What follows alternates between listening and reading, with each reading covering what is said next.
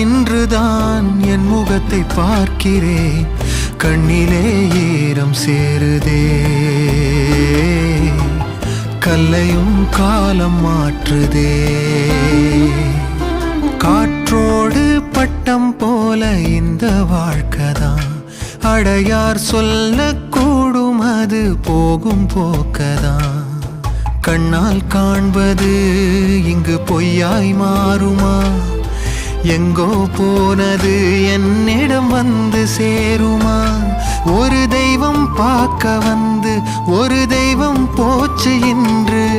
நம் வாழ்க்கை எப்போதும் கண்ணாமூச்சியா?